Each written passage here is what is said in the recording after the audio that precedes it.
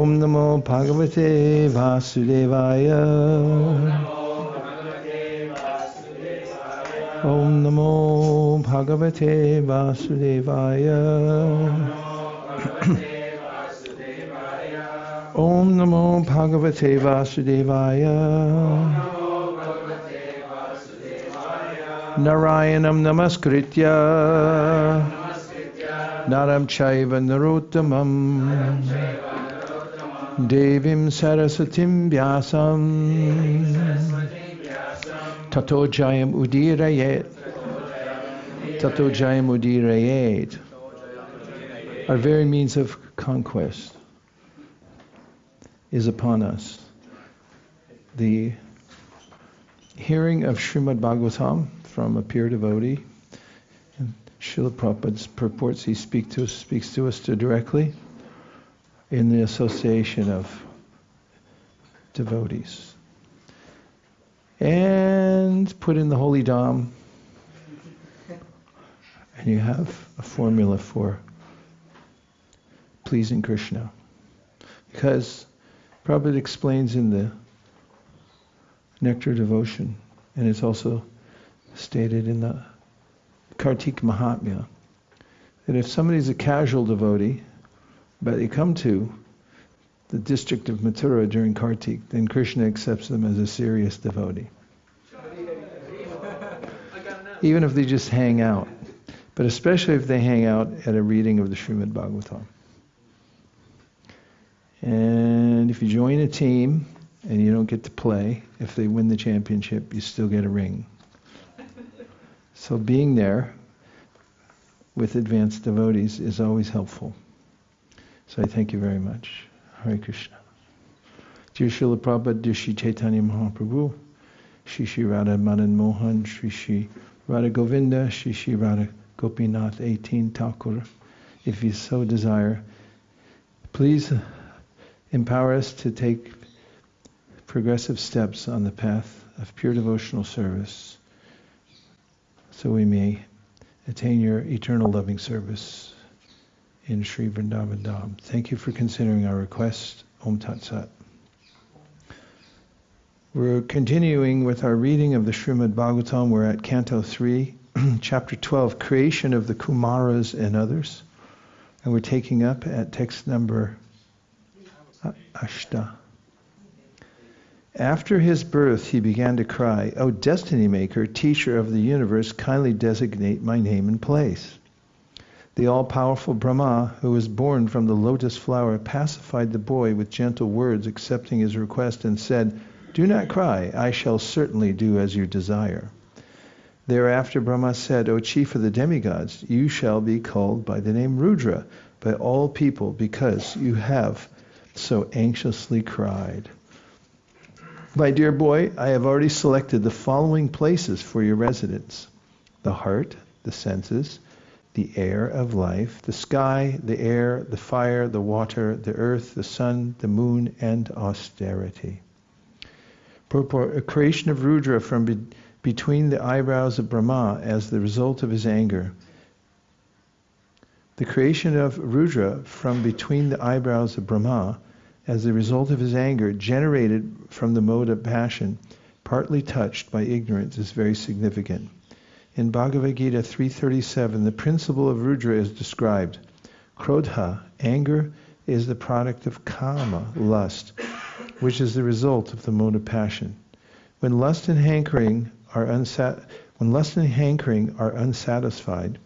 the element of krodha appears, which is the formidable enemy of the conditioned soul. This most sinful and inimical passion is represented as ahankara, or a false egocentric attitude of thinking oneself to be all in all. Such an egocentric attitude on the part of the conditioned soul, which is completely under the control of material nature, is described in Bhagavad Gita as foolish. The egocentric attitude is a manifestation of the Rudra principle in the heart, wherein krodha, anger, is generated. This anger develops in the heart and is further manifested through various senses like the eyes, hands, and legs. When a man is angry, he expresses such anger with red-hot eyes and sometimes makes a display of clenching his fists or kicking his legs. This exhibition of the Rudra principle is the proof of Rudra's presence in such places.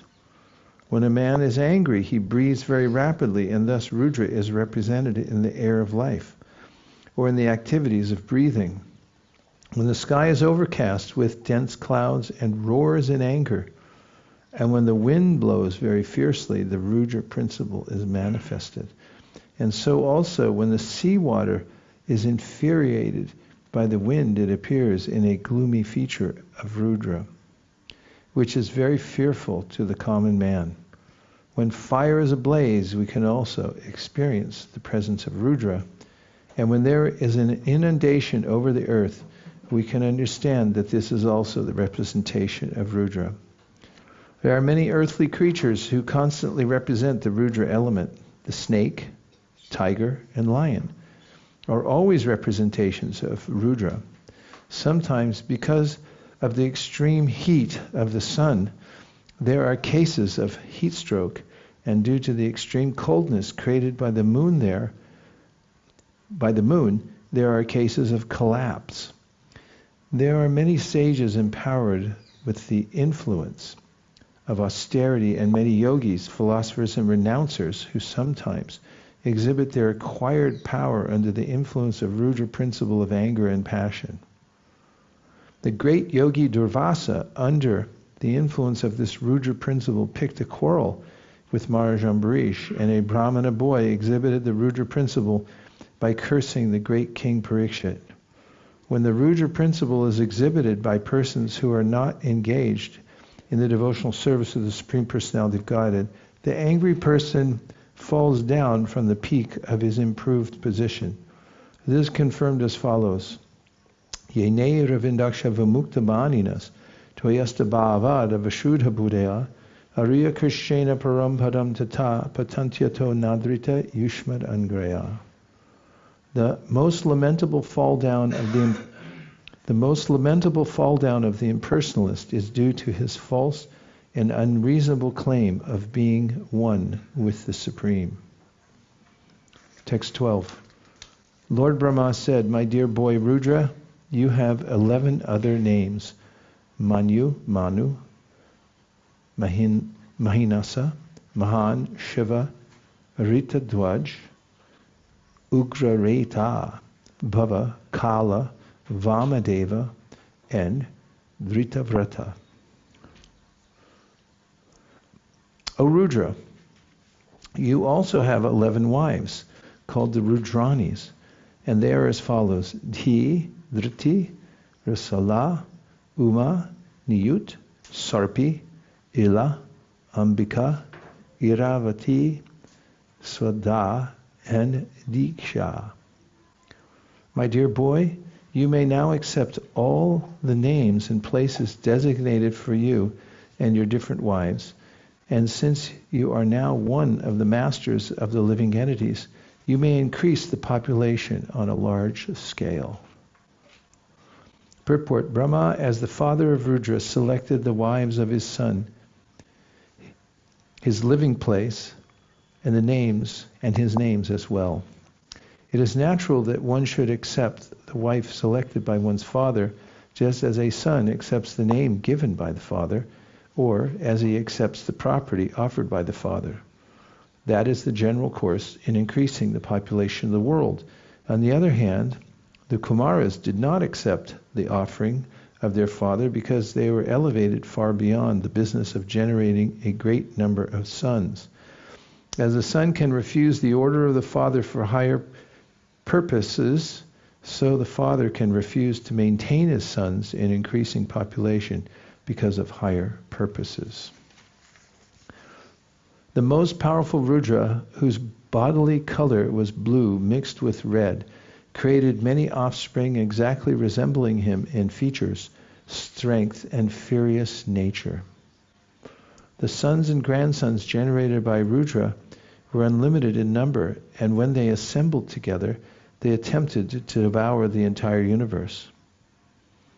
When Brahmā, the father of the living entity, saw this, he became afraid of the situation.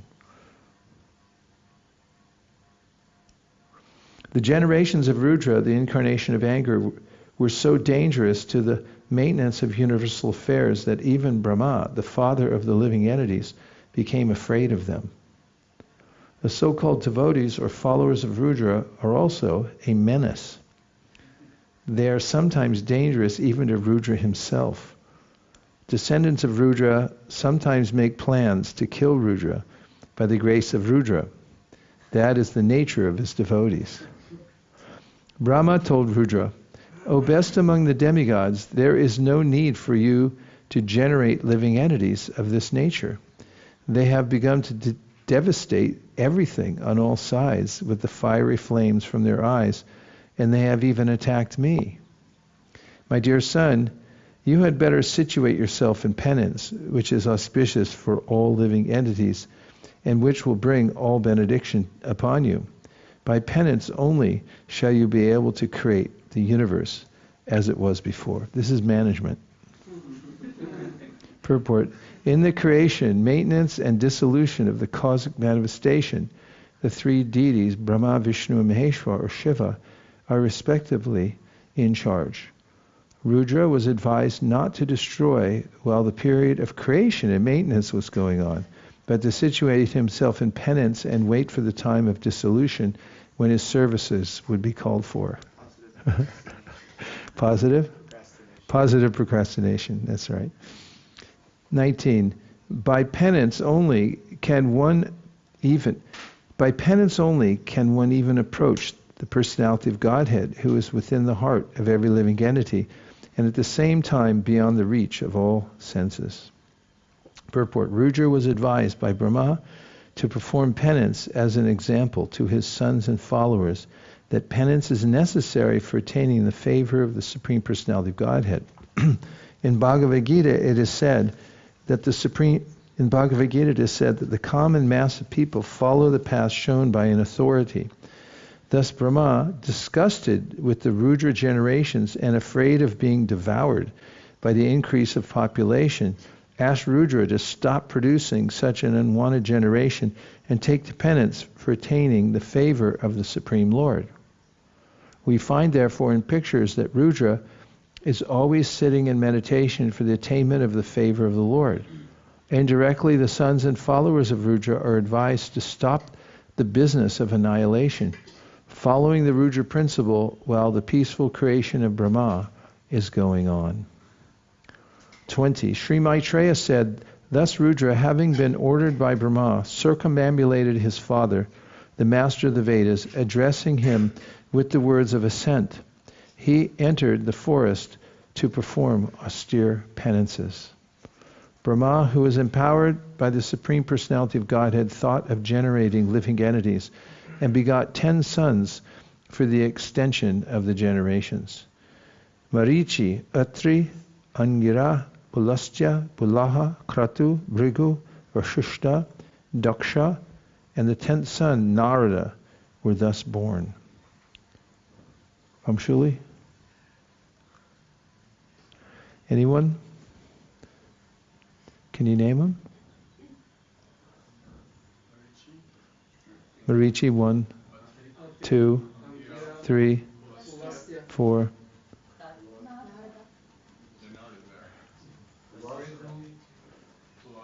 Yes. Yeah, you're up to 1, 2, 3, 4, 5 so far, all bona fide. Kratu, yes. Bhrigu, Vashishta, Daksha, and the 10th son? Sudhir, we need a card. The whole process of creation, maintenance, and dissolution of the cosmic manifestation is meant to give the conditioned souls a chance to go back home, back to Godhead. Brahmā created Rudra to help him in his creative endeavor. But from the very beginning, Rudra began to devour the whole creation, and thus he had to be stopped from such devastating activities. Brahmā therefore created another set of good children, who were mostly in favor of worldly fruitive activities. He knew very well, however, that without devotional service to the Lord, there is hardly any benefit for the conditioned souls, and therefore he at last created his worthy son Narada, who is the supreme spiritual master of all transcendentalists. Without devotional service to the Lord, one cannot make progress in any department of activity, although the path of devotional service is always independent of anything material. Only the transcendental loving service of the Lord can deliver the real goal of life, and thus the service rendered by Sriman Narada is the highest among all the sons of Brahmā. 23. Narada was born from the deliberation of Brahmā, which is the best part of his body. Vasishtha was born from his breathing, Daksha from a thumb, Bhrigu from his touch, and Kratu from his hand.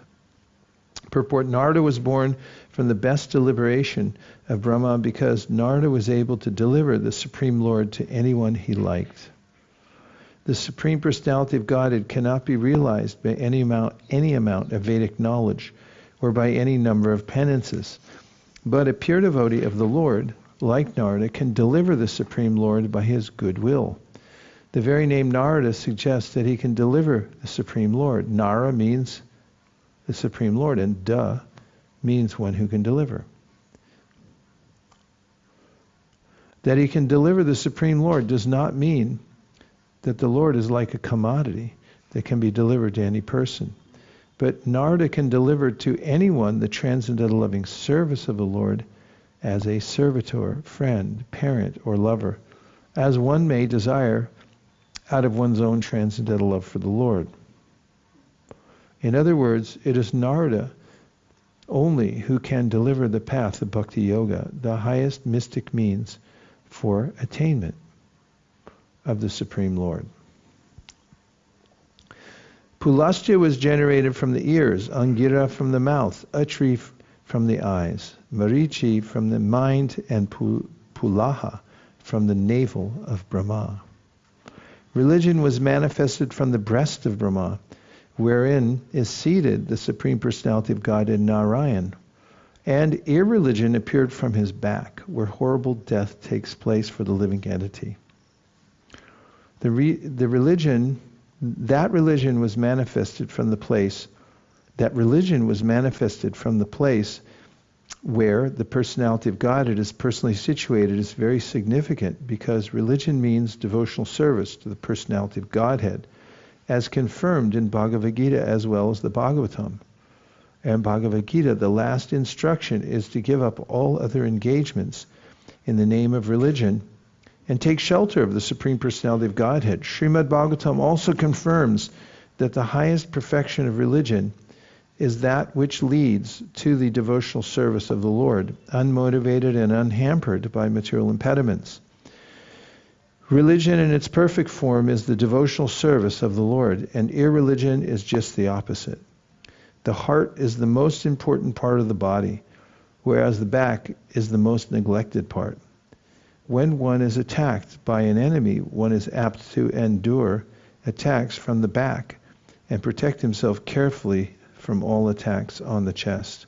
All types of irreligion spring from the back of Brahmā, whereas real religion, the devotional service of the Lord, is generated from the chest, the seat of Narayan.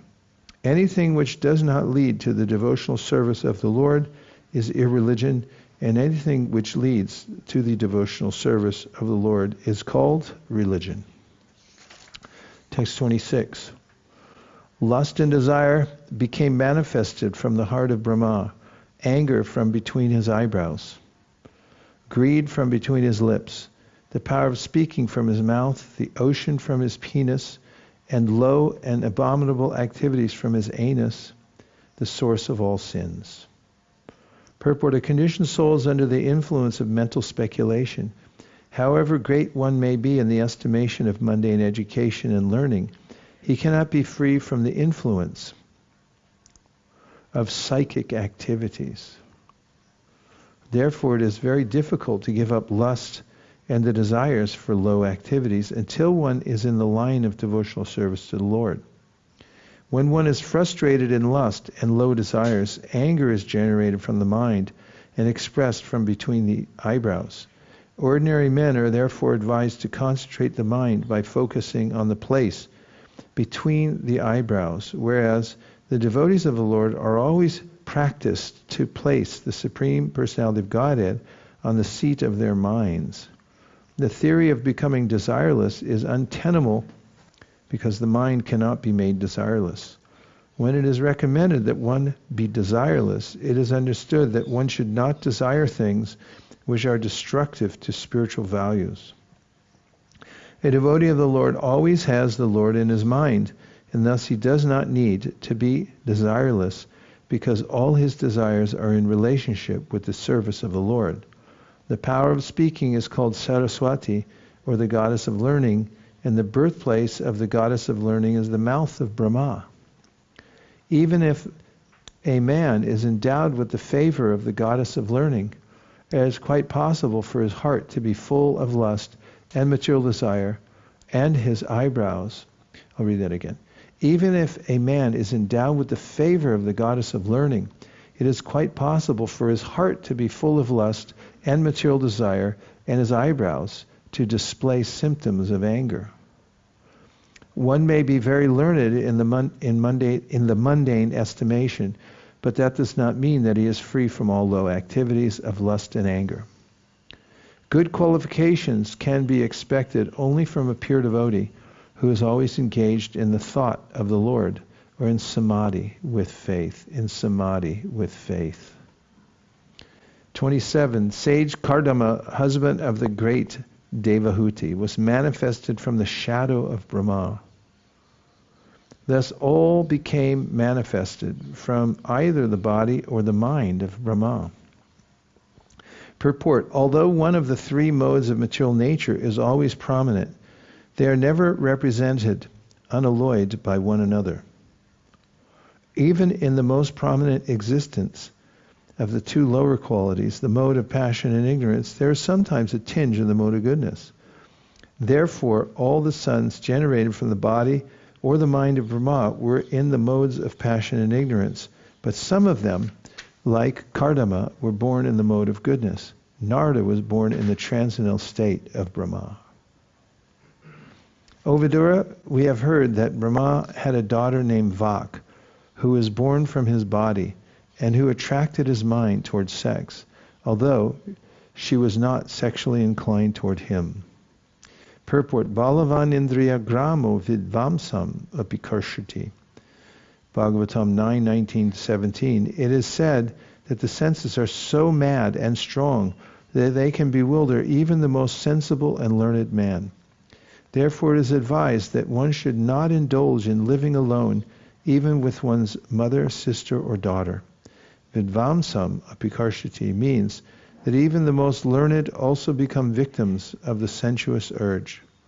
Maitreya hesitated to state this anomaly on the part of Brahmā, who was sexually inclined to his own daughter. But still he mentioned it because sometimes it so happens, and the living example is Brahmā himself, although he is the primeval living being and the most learned within the whole universe. If Brahmā could be a victim of the sexual urge, then what of others who are prone to so many mundane frailties? This extraordinary immorality on the part of Brahmā was heard to have occurred in some particular kalpa, but it could not have happened in the kalpa in which Brahmā heard directly from the Lord the 4 essential verses of Srimad Bhagavatam, because the Lord benedicted Brahmā after giving him lessons on the Bhagavatam, that he would never be bewildered in any kalpa whatsoever. This indicates that before the hearing of Srimad Bhagavatam, he might have fallen a victim to such sensuality, but after hearing Srimad Bhagavatam directly from the Lord, there was no possibility of such failures. One should, however, take serious note of this incident. The human being is a social animal, and his unrestricted mixing with the fair sex leads to downfall. Such social freedom of man and woman, especially among the younger section, is certainly a great stumbling block on the path of spiritual progress. Material bondage is due only to sexual bondage, and therefore unrestricted association of man and woman is surely a great impediment. Maitreya cited this example on the part of Brahmā just to bring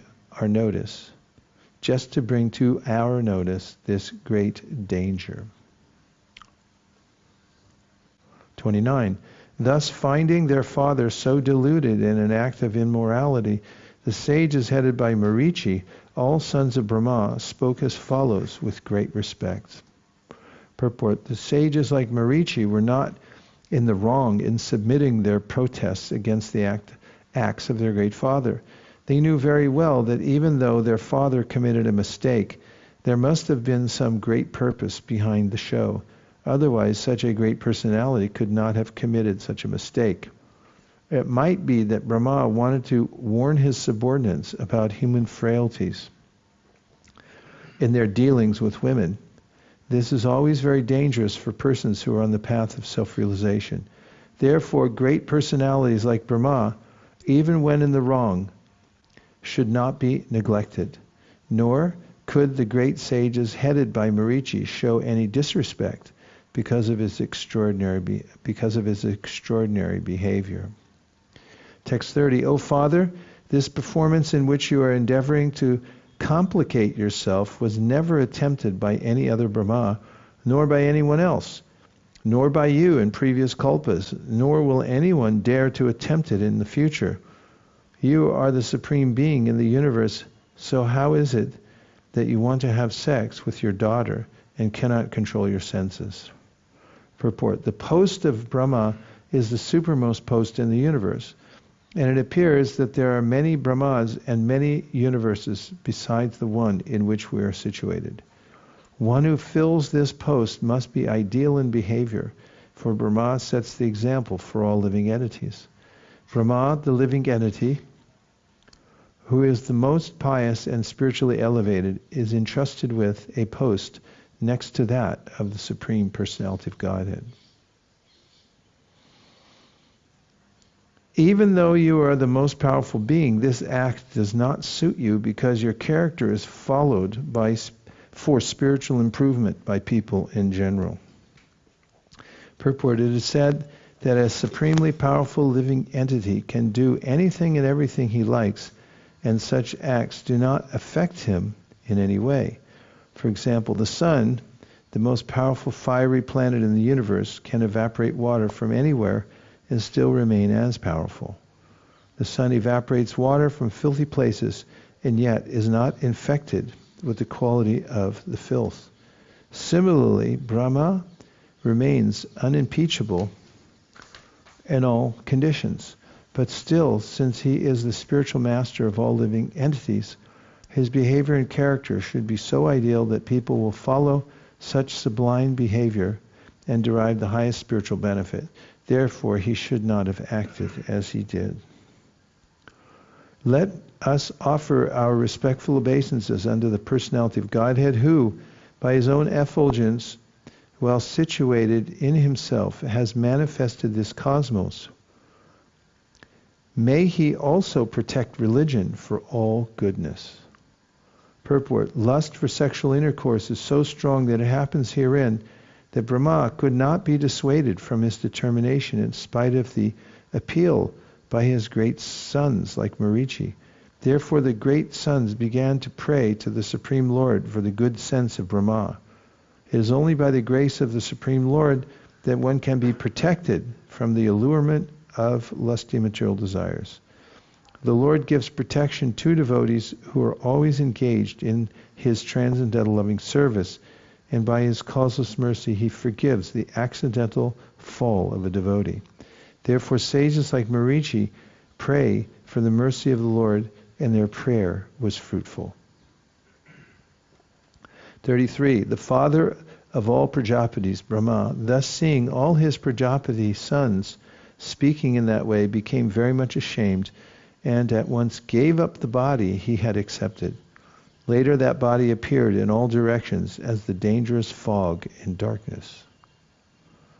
The best way to compensate for one's sinful acts is to give up one's body at once. And Brahmā, the leader of the living entities, showed this by his personal example.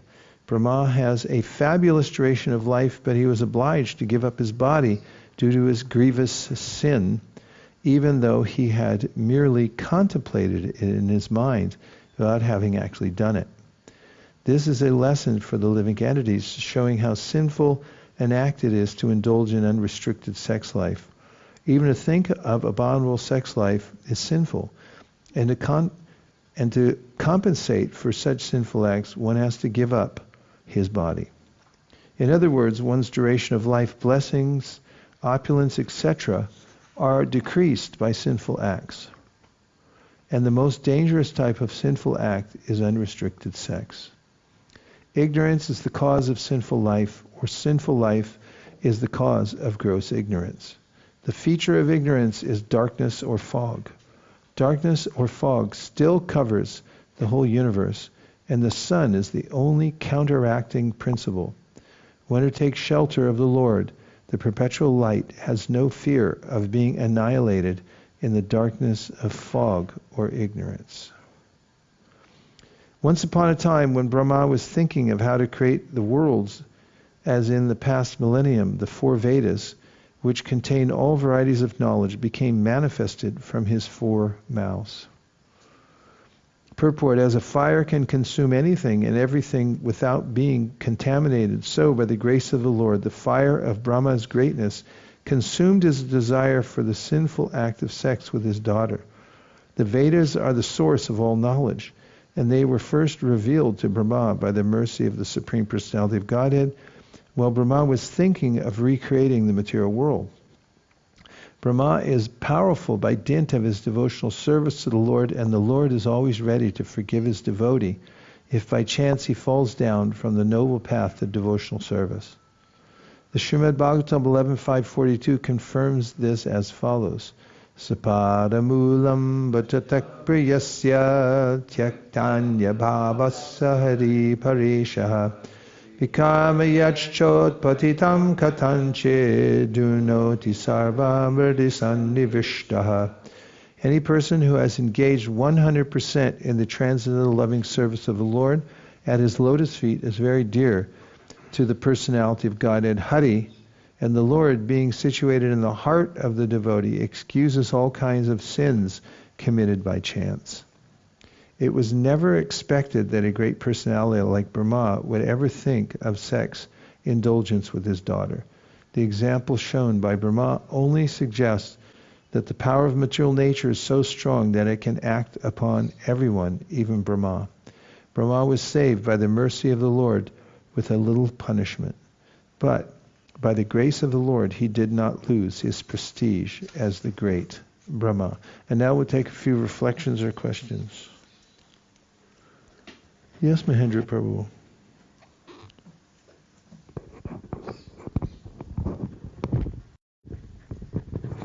What impressed me was the way how Marichi and the other sons approached Brahmā.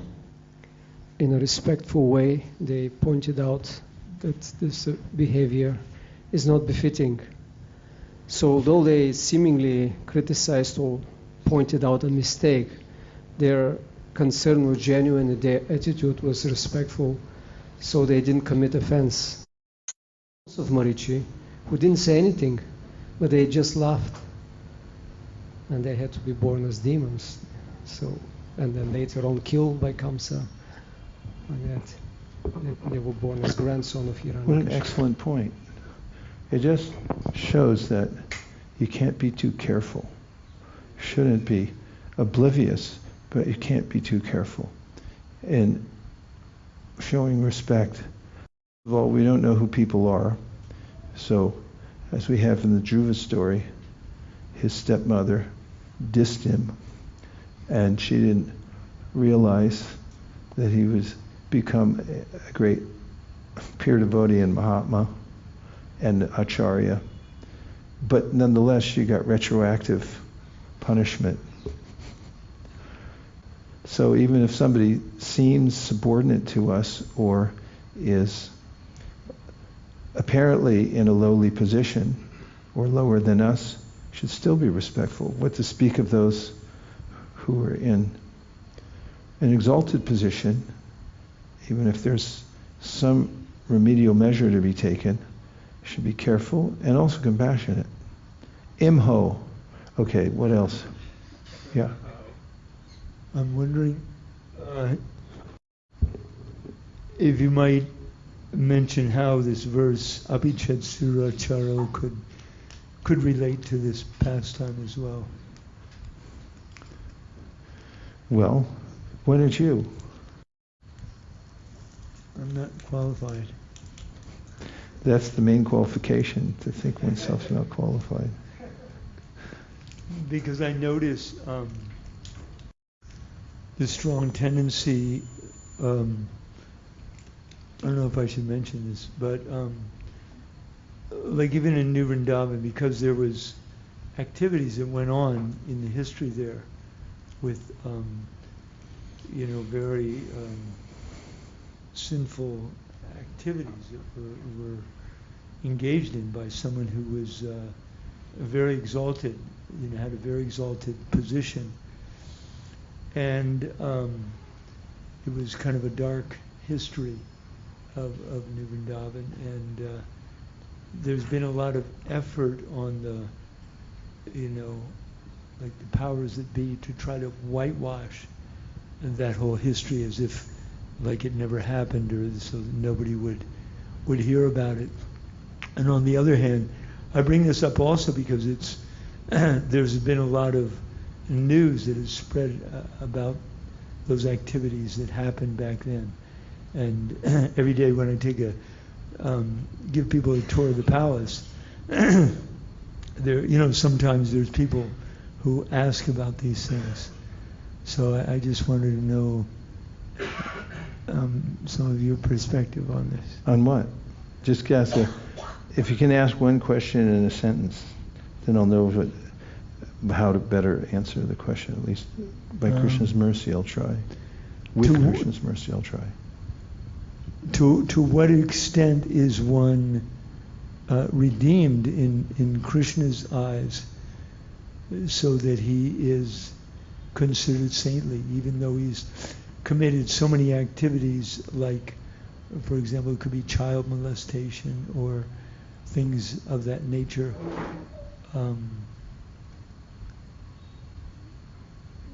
Question mark. Huh? I was just trying to end the sentence. Question mark. That's it. Okay. Well, it's answered there in the verse itself. Api chet sudracharo bhajate mam ananyabhak sadhureva samantavya samyag vyavasito hisa. If one is properly situated in one's determination, even if one commits an abominable action, and the modifying point is that the person's situated correctly in their determination. And we already heard from the verse Prabhupada just quoted here, which was Swapadamulam Bhajata Priyasya Tyaktanya Bhavasha Hari Pariyeshaha Vikarma Yachchot Patitam Katanchid Tunoti Sarvan Hridi Sanivishta, which means that in the course of performing devotional service, if one somehow or another commits vikarma, if one goes on, or what it's saying is one should go on with one's devotional service, not stop, and feel some remorse. And because of going on with one's practice in devotional service, as Prabhupada writes in the next verse after Apichetsu Dharacharo, the verse Sri Prambhavati Dharmatma Shashvat Shantin Nagachati Kaunteya Pratijanihi Nami Bhaktya Pranashati, that one, by the grace of the Lord from within the heart, as the verse says, Vikarma Yachchot Patidan Kanan Tunoti Sarvam Hridi Sanivishta, because the Lord's entered the heart. He helps to rectify the situation. In other words, that verse is saying there's no other rectification process except for one sincerely going on with devotional service. And that's the prerequisite for one to become purified, and for those who are dealing with the situation to see that it's put right. There are certain kinds of transgressions that may not be overcome in one lifetime. My observation, for instance, if there's some sense of child abuse, there's a way that it's hard in this lifetime socially to rectify it. May have to carry over. There is rectification, however, in all cases, because Krishna's very kind, and devotees who are sincere, who get caught in some temporary circumstantial situation and then go on practicing their devotional service, may overcome that. Good proof of that is Ashvatthama. As Ashvatthama, talk about heinous crimes, just cut off the heads of the sleeping sons, and then absconded and tried to blow up the Parikshit Maharaj within the womb, threw a weapon, a bomb that he couldn't take back. And then, of course, there was judgment at that time when Draupadi withdrew her wish that he be slain, and so she could take her bath standing on his head. She took that back. And then Bhima said, no way, you kill him now, Arjuna. And there was this conundrum. He did Arjuna to Krishna, what should I do? And Krishna said, use your own intelligence. And then he cut off the jewel. He was outcast. Nonetheless, we'll hear in the 12th canto how Ashvatthama will become the next Vyasa. When the Yuga turns over to Sat Yuga, he's still on the planet wandering, but he becomes the next Vyasa because everyone can be rectified. So it takes, as everything else does, a judgment of one's intention. The whole legal system in America is for one determination only. Did you mean to do it or not? And are you sorry you did it? Other than that, everything else is circumstantial. Once they determine if you meant to do it, then it's more severe. If you were impaired when you did it, it's less severe. If it was a total accident, you had no idea, you weren't in charge of your bow and arrow, and it just went off accidentally and shot the guy next door, then you're likely going to get some probation or something like that. And so Krishna judges what is the intention of the person and whether they're remorseful or not. That's also in the legal system. When they bring somebody for sentencing, there's still a window there that the judge has in the sentencing to give a longer or a shorter sentence based on the person's sense of remorse. So it makes all the difference in the world. So we have, in my opinion, we should have clear balance. On one side, we have to have social responsibility, and we also should learn from the mistakes of our past, and we should have preventative measures to make sure things don't happen, including some punitive results for people who do bad things. At the same time, we can't just throw scripture out the window. And that means that we should have some sense of helping those who have sincerity, who have fallen, so that they can make a comeback at some point. Because that's Krishna's intention also. He wants everybody to make a comeback. So that balance takes maturity. Yes, Prabhu? And then, of course, then there's Prabhupada saying, after Brahmā gave up his body, Prabhupada says the best way to compensate for one's sinful acts is to give up one's body at once. Well, Brahmā gave up his soul.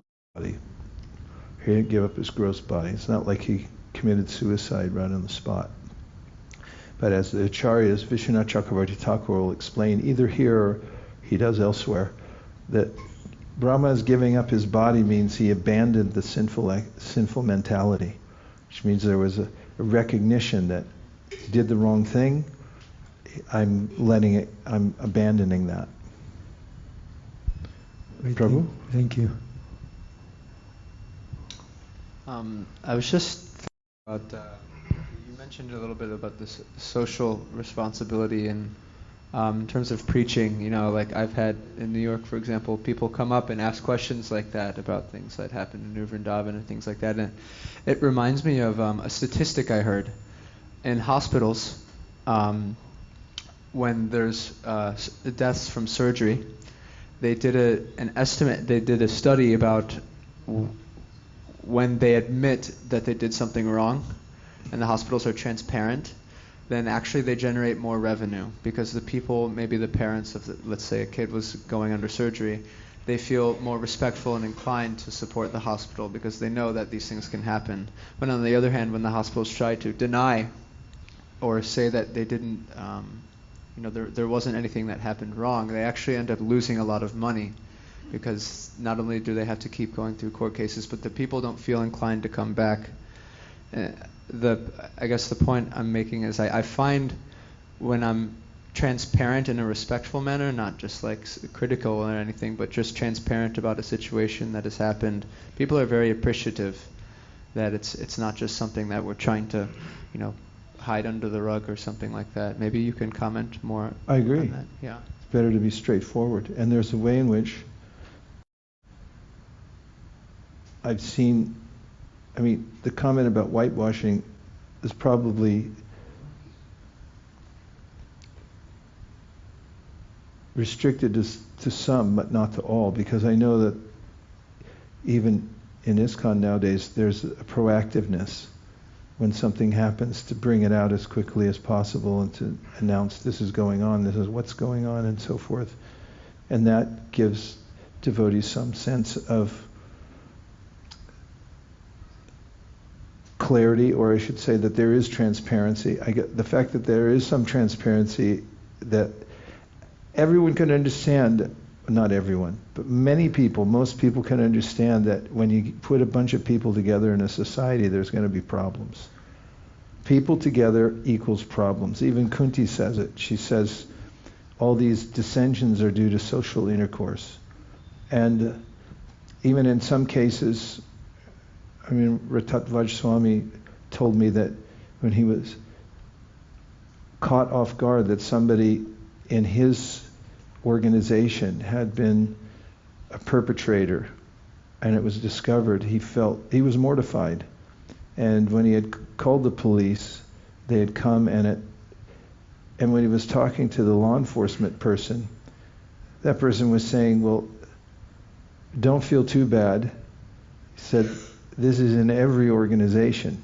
Of course, nobody should use that as an excuse, but the fact is that it's pervasive. There is sometimes a false expectation if one joins the spiritual movement, there won't be any problems. Prabhupada dispelled that in no uncertain terms. So we have to be vigilant, we should be transparent, and we should also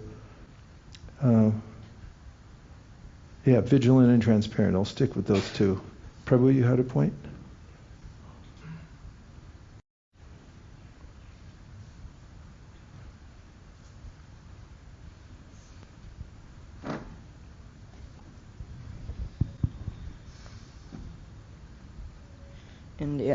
In the text 11, in the paragraph, Prabhupada says the snake, tiger, and lion are representations of Rudra.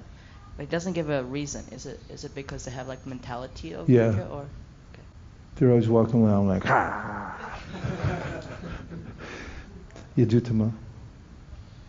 Hare Krishna, just continuing some of the points that were made. One word that stood out to me in Prabhupada's commentary right before text 32 was this word unimpeachable, that Brahmā is unimpeachable, which means he cannot be criticized, he cannot be, blamed for his actions. And I think that was really interesting from what Prabhu, sorry I don't know your name, Narada Muni Prabhu, nice to meet you, Hare Krishna. Just leaving a samskar so you'll remember his name. Narada Muni. Right. Okay. And I was thinking that in the context of what you were saying about how people come up to you and ask about New Vrindavan, and obviously New Vrindavan is just, I don't want to say it's the tip of the iceberg, but there's other stuff that have happened within our movement. And I think what Prabhupada wrote later on is like, but still, since he is the spiritual master, Lord Brahmā, of all living entities, his behavior and character should be so ideal that people will follow such sublime behavior and derive the highest spiritual benefit. And I think this is indicative for how we should act moving forward in the context that we have as our movement of, ISKCON and Srila Prabhupada's movement. And that, we should, continue to analyze ourselves, analyze our history, and be open to discussion, not trying to hide anything. And I think that transparency really is very attractive to so many people in the modern world. That it's, we live in the cancel culture where people are, trying to cancel, you do something wrong once and it's like, you're done.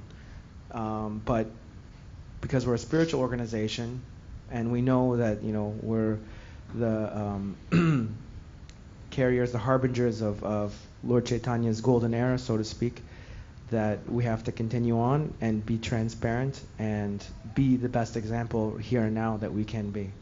And that we're and that because we're part of the movement is unimpeachable, at least from the devotional perspective. Thank you, Tutuma, Prabhu.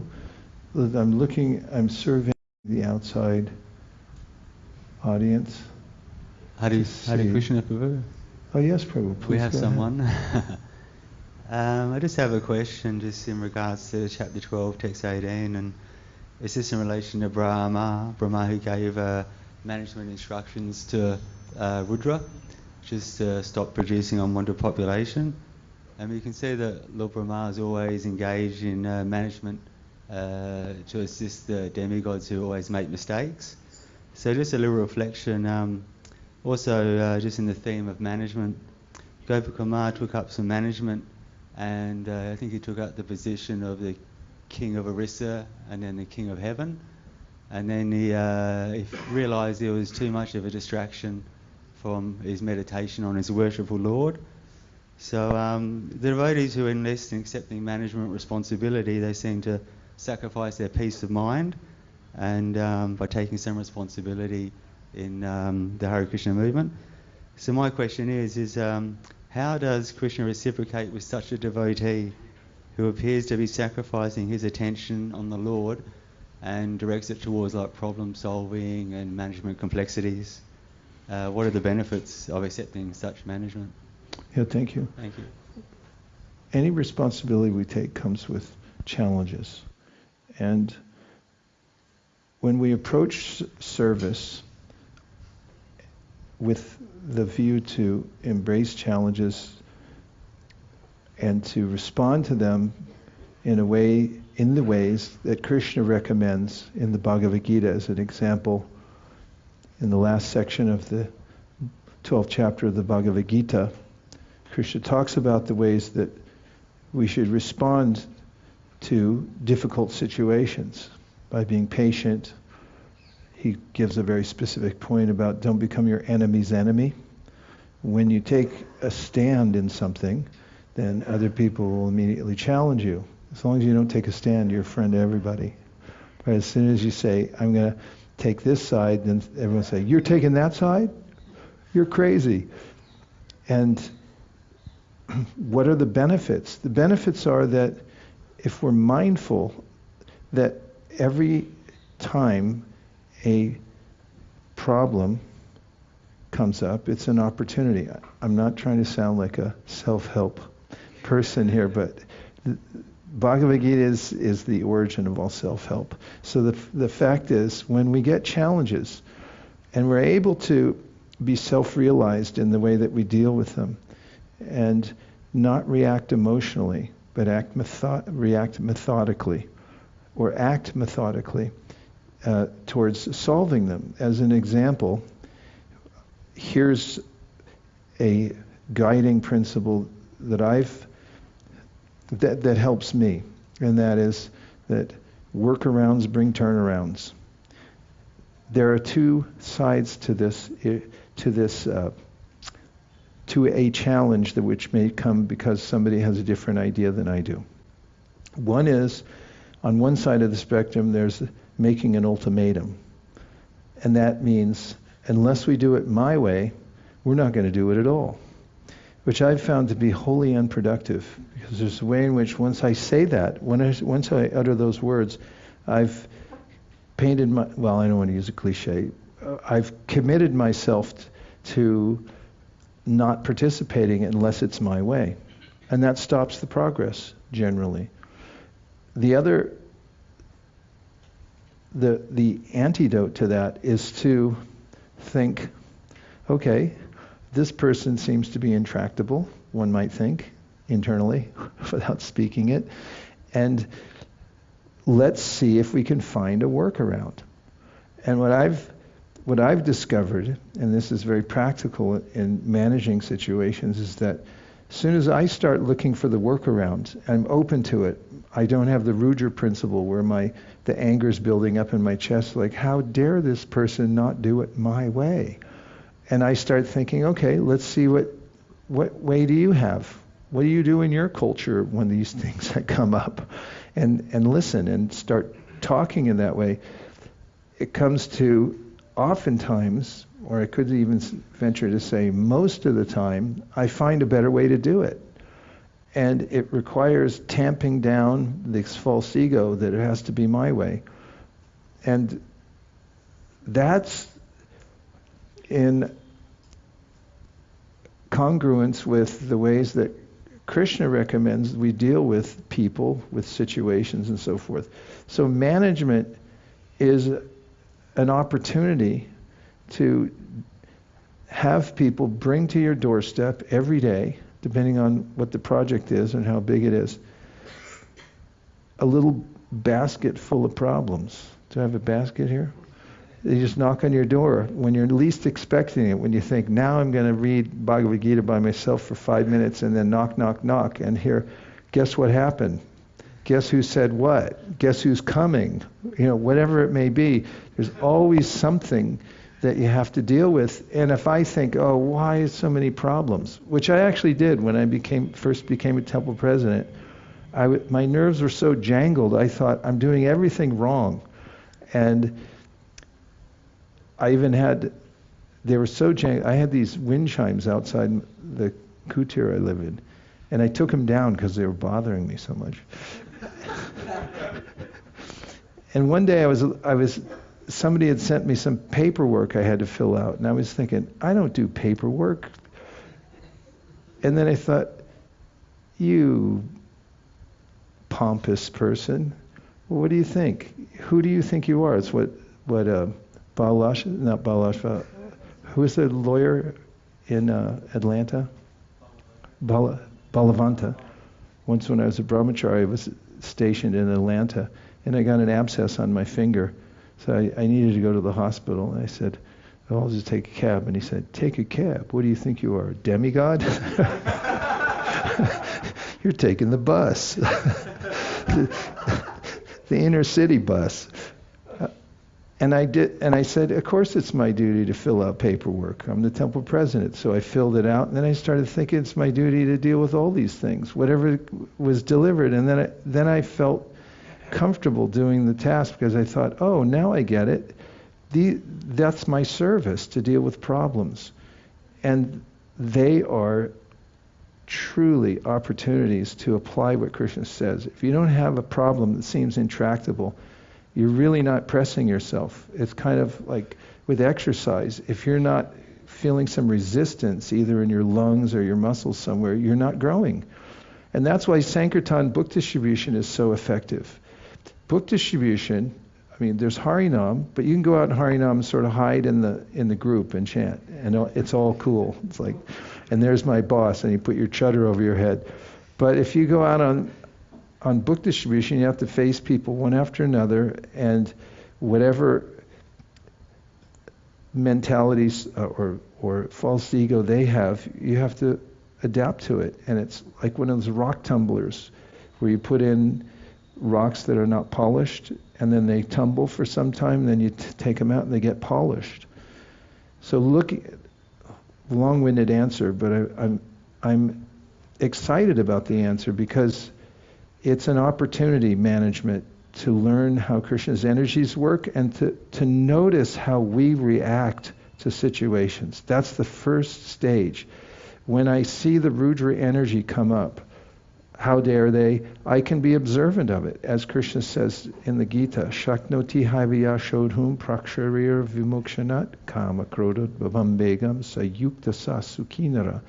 He says, if you're able to develop the power before you die, he says, I like that, before you die, son, if you're able to develop the power to not react to the Rudra principle, kama, krodhod bhavam vegam, these vegas that push on us, if you're able to learn how to step back and let that energy dissipate before you act on it, then he said you're eligible to go back home.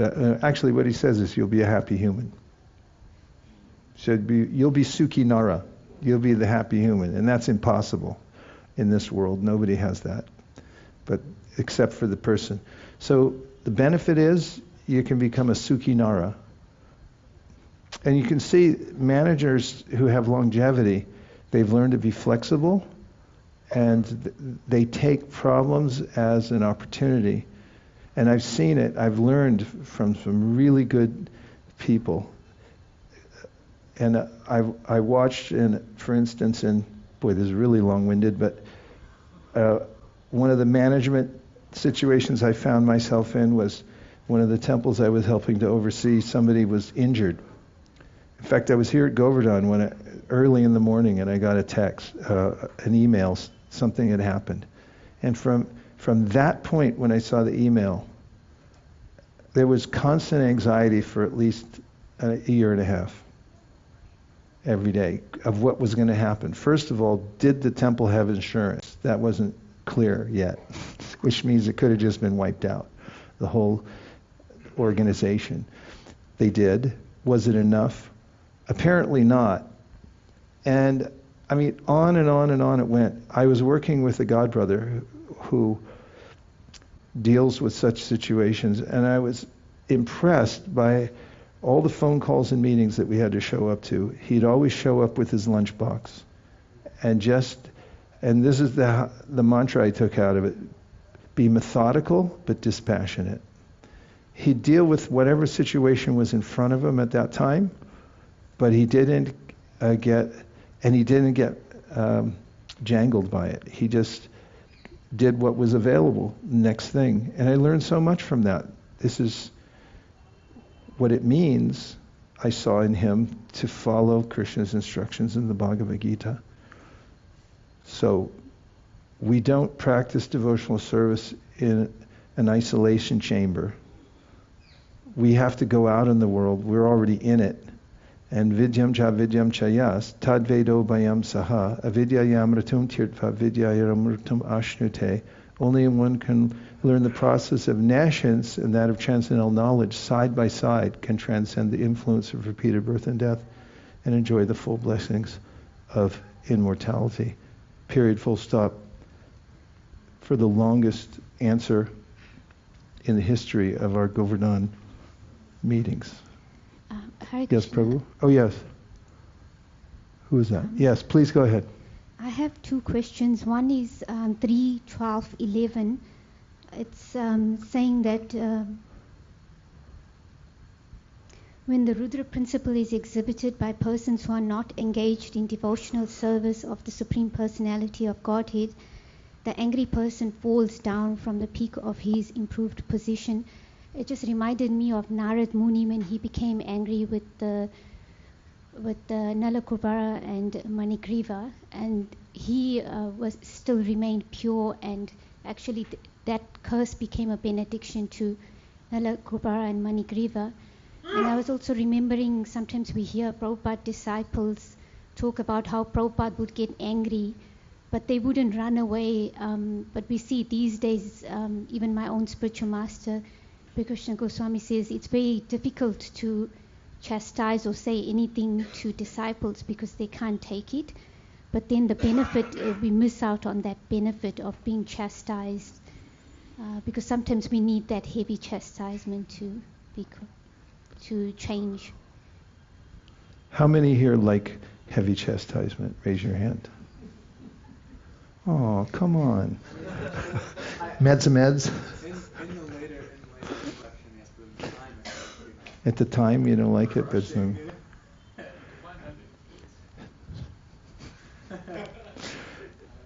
Peter Burwash asked me, or told me, I used to drive with him from New Vrindavan back to the airport because we were flying back to California.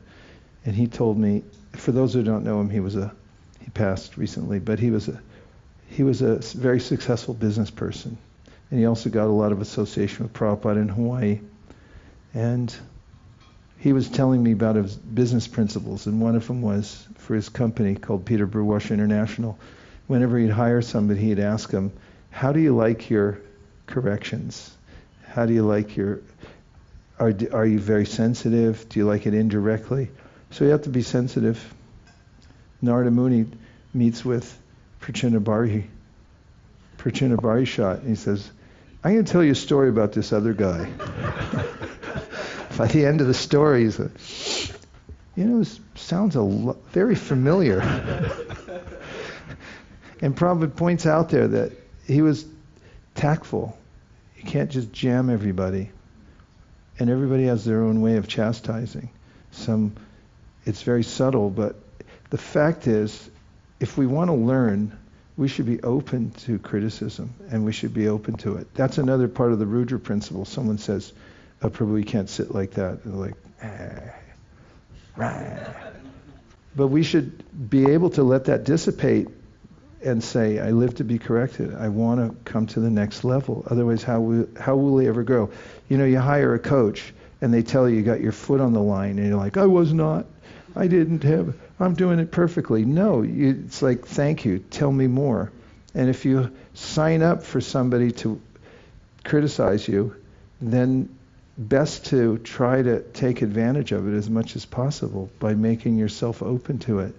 Otherwise, what's the point? You just buddy.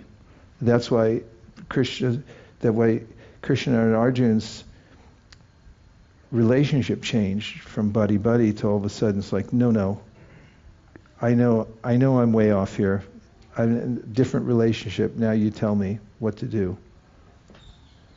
About yes? Hare Krishna, Maharaj. Havi Prabhu. The only person that I know that was in ecstasy when he was heavily criticized, it was Guru Kripa Prabhu, when Prabhupada chastised him. Do you remember an incident? No, I cannot go into details because I don't know them, but I know that this is a known fact in our movement, that he was actually extremely happy when Prabhupada chastised him. Well, he did tell me one story, did Guru Kripa. He told me a bunch of stories, but one of them I remember quite clearly. It was in Hawaii, and Guru Kripa was the GBC there. And then he was working really hard all day, taking out the Harinam, organizing things, and Prabhupada was there translating. And Guru Kripa took rest, and Prabhupada woke him up in the middle of the night, because Prabhupada was translated in the middle of the night. And he asked him, what are you doing now? And he said, I'm sleeping, Prabhupada. And Prabhupada said, why are you sleeping? And he said, because I'm really tired. I've been working all day. And Prabhupada said, why are you tired? He said, and he felt really confronted by Prabhupada. It wasn't a humorous situation. It was an existential moment where he realized that Prabhupada was in a different position than he was. And Prabhupada was pointing out that you're tired. And then he answered, why are you tired? He said, because I'm a conditioned soul. And Guru Kripa broke down crying at that point. And Prabhupada then, he said, took his head and put it in his lap like he was a little child, and he patted his head. And then he sent him back to bed. And he knew that, as Kavi Prabhu was pointing out, that he was open for that kind of chastisement. Okay, more? Hare Krishna, thank you. Yes, Navina Prabhu, Hare Krishna. It sounds great, I live to be corrected, but when corrections come, then it's proven whether we're really up for the task. Oftentimes we can see that it's more like a suggestion box in an airport that gets emptied once a week by the janitor. Or yeah, you can write to this ombudsman or this committee, or send your points to the to the board. And really, if, as you mentioned, if there's no transparency, no remorse and no rectification, then people just move on. They just say, what's the point? It sounds nice from the outside, but when you're actually dealing with it from the inside, it looks quite different. So that's just an observation. As a question, when you have the situation of persons who are Brahminically inclined and they're really good at Brahminical activities, yet they always want to act in managerial capacity, because somehow in today's day and age a lot of people have it in their heads that if I'm a manager, then I can get things done, I'm in a post, I'm a responsible leader. But more often than not, they become heavily compromised because it's not really their field of activity. So, what to do in such a situation? Well, first of all, I'm feeling joyful that we're in such a safe environment, that everyone's experiencing some catharsis by opening up and expressing what's really going on in their minds and hearts. And as far as the principle regarding your observation about living to be corrected, I wasn't talking about living to correct others, but we can only really deal with our own availability to be corrected. And it's something that has to be practiced, something that I have to practice over and over again. And the more we practice it, the better we get at it. And I feel that it's one of the main points that Krishna makes in the Bhagavad Gita is to learn to be sama. And the only way I can do that is to be observant of how I'm reacting to things. If I'm not observant, I'm just carried away by the situation. But if I am observant, and I feel the Rudra energy come up. I was just dealing with something this morning, and it came into my mind just the way somebody wrote something at the end of what they sent me a message. And when I was answering them, I was thinking, should I address this or not? This is the last comment they left, which was a little barb-like comment at the end. So I walked out to chant a little bit on the driveway. And while I was there, I was just observing, okay, what's the energy feel like? It feels slightly emotional. Then I detached myself from it and I was watching it and just seeing that the energy could dissipate. So I'm just pointing this out. It's not artificial, it's real, and we can only practice it on ourselves if somebody signs up to be corrected by us. Then, as we were just talking about, we also have to be judicious and careful in the way that we mete out such instruction. Best is by example. And regarding feeling uncomfortable about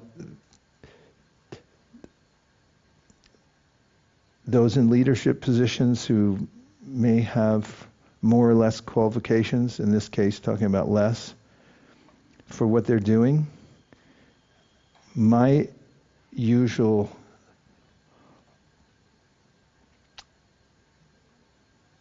attitude towards this is to find what can be done rather than feeling really frustrated by it, I look for, where's my niche? Where can I be effective in this particular situation? And as soon as I can find even a small place I can be effective, I do the best I can, keeping in mind the model Stephen Covey once made that's always helpful to me, which is there's the circle of influence, and then there's a circle of concern. The circle of influence is about this big, and the circle of concern can be as big as the universe. And if I become absorbed in the circle of concern and forget about what I can do right now, then I just feel overwhelmed. And if it reduces down to the circle where, as we were talking before, remember Navina, you said, just go on pilgrimage. I mean, that's how Vidura reacted. Seemed unwieldy, wrong people in charge. Why is Duryodhana in charge? Why doesn't Dhritarashtra do something to curb him? And finally conflagrated, and Vidura just said, bye-bye, and walked out the door and did what he could at that time, which is take care of himself. And just, he realized, I've been associating with these people and I picked up some of their qualities, so I'm going to go get purified myself. So I always admire the way you travel around everywhere and just try to be a friend and find where to do the needful. What else are you going to do? And if you deal with a society anywhere, keep this in mind, there are always going to be problems. And people are subjected to psychological, physical, and sociological anomalies, not the least of which is Michel's iron laws of oligarchy, which state that as noble as a person's intention is when they take up a good task, when they get power, they start to gravitate towards preserving that power rather than doing their duty. That's just a sociological fact. And so we have to resist it when we're in some position, and we should also understand that that's some energy working that is predictable and not uncommon at all. Naveen, I'm sorry for such a long answer, but that's what I can do for now. Hare Krishna. I wasn't prepared enough to give a short answer. Mahendra Prabhu, Havi Prabhu, somebody, okay, it's Prabhupada Priya. Hare Krishna. Yeah, this discussion's been very helpful for me. It's been what? Very helpful for that's me great. Personally, because you've been around. She's a zonal supervisor. Yeah, seen a lot of stuff. So, I mean, being in leadership, one of the difficulties, one of the things that a leader has to do is develop, cultivate trust in those that you're meant to be leading. And so that's something that I've been working on, but then it causes the difficulty comes when you do make a mistake, and then, somebody points that out to you, and then the tendency is, if I admit that I made a mistake, then everyone's going to see me as somebody who makes mistakes and, messes up basically, and then they're not going to trust me. They're going to lose their faith in me as a leader. And so my experience, just being a little self-reflective here, is a tendency to just be a little dismissive or try to be defensive or whitewash it, as somebody said. And I'm just realizing through discussion that I should really not just avoid that. I should really avoid that. And that example that Narada Muni gave about the hospitals was really very interesting. That the hospitals that did better were the ones that admitted that the surgeon made a mistake and killed the patient, rather than the ones that, tried to cover it over and make it look like they were fine. So, yeah. It's just a very valuable revelation. Thanks for sharing it. And it is the point of power for managers to be able to admit and mistakes and be transparent about it and not worry.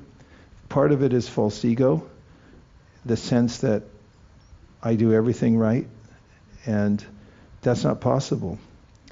And so when we're able to be flexible, we actually get, as Narada Muni was pointing out, the result we weren't expecting, which is that people feel more compelled to serve when somebody's transparently about their mistakes. In fact, I heard that statement, I live to be corrected, on a radio interview with somebody. And as soon as I heard that, I was like, here's an enlightened being. I want to listen more.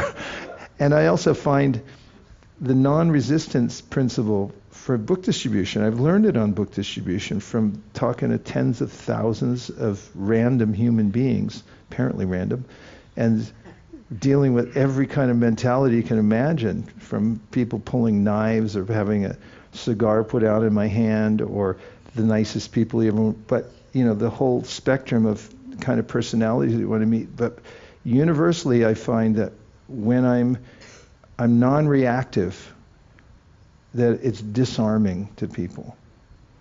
And the more detached I am when I deal with them, the more they want to hear what I have to say. It's kind of like, wait a minute, should I give you this book? Maybe not. You're not qualified, because living entities are extremely sensitive because they're part of Krishna. So they can feel things. And when they feel that you have knowledge and detachment, and you're able to prove it by being sama, they'll immediately lean in and say, where'd you come from? Where'd you get this quality? And it's the same thing for leaders. When leaders are open to being human, everyone loves them. In fact, the more vulnerable we are, not to the point of getting weepy at every meeting, but I'm just saying, the more open we are to talking about things, and especially things that we're doing right or wrong, the more people want to listen. And I've noticed that in groups, as soon as you recognize, oh, wait a minute, somebody's actually going to be vulnerable here and say something. It's like, I've never told this to anybody else, but, and everyone's like, what? Because it's so easy to detect, and it's so boring when everyone does the same thing and just covers it over and doesn't talk about it. But I always feel, in this point you made about making trust, it comes from being real and discussing with people, and they say, oh, we can depend on this person to be real and to admit his or her mistakes. What time is it? Where are we? 10:30. It's 10:30, and we've got till 11, right? 11:30, okay. Mahendra. A question, the continuation of the discussion of management. Management. Which you gave the longest. You're taking sannyas. What do you got to worry about? That's the point. How does it fit with management? But what? The question of nature and of varna, which Krishna says, don't do something which is not your nature, because it's better to do in perfect. So, you said that if you keep that close. If you take it position, you're inviting a basket of problems, and you have to deal. But if you learn, you will be happy if you learn to deal how Krishna advises. But what about if your nature is different, and like Prabhuji explaining that you're sacrificing your peace of mind. It may not be just for your sake of peace of mind, but it's just your nature is different. Or I don't know. That's my question. Does it relate to taking responsibility as management and solving problems, rather, for example, than teaching and preaching? I think in general, it's important for each individual to be thoughtful about what services he or she takes on. There's a way in which, in a volunteer organization such as ISKCON, that when people see that you can fog a mirror, or that you have talent in some way, then in any assembly they're going to come up to you and say, hey, do this, can you do this, can you come here, can you do that for me? And if you're part of a community, people say, oh, get such and such to do it. And then there's the hero complex, which some people have, which is, oh, they're asking me, therefore I should be the hero and I can do it. And then you end up with a portfolio that's so overladen with responsibility that you rise to the level of your own incompetence. So it's wise to think carefully about what kinds of service we take on and start by asking, what is the best service that I can do? And then also, can I do it? Does it match what I'm doing, what I'm capable of doing? And do I have the time for it, and so forth? And so I think it's a vital question to ask for one's balance and peace of mind. Just a snippet of that thought process. I remember, Bana, you were probably there too. We went to see Prabhupada in San Francisco, and we were announced by Bhaktidas as, or maybe you were in Japan by then, but he was introducing us to Prabhupada as they're distributing books and telling how many we were distributing. And Prabhupada just looked at us and said, you must also read my books. I've not written them just for selling. I've written them for you to read, to become pure devotees and go back to Godhead. And then the era of hard work ensued. It was around 1973 when there was a spike in activity all over North America. All hands on deck, everybody just working 24 hours a day, mostly going out and selling books or doing whatever it took to expand the movement. And I remember having had Prabhupada's admonition that you must also read the books. He was so stern about it and straightforward. I always thought, no, I can't just forego that. He wants balance. We should always have a sense. I'm taking something on, I should be able to balance it so that I can be effective for a long period of time and not become a burnout case. So that's another consideration when taking on a particular service is, can I handle it? And being aware of the possible hero complex. Because they're asking me, therefore, I would examine my motivation for taking it. For instance, if it's a notable position, am I attracted to it because of the title, or am I attracted to it because I can do more service from that position? And if it's the latter, then it's safe-ish. And if it's not, if it has anything to do with false ego, that, oh, I'm going to have a placard on my door that says such and such, then you're likely to be crushed by it, or at least it'll be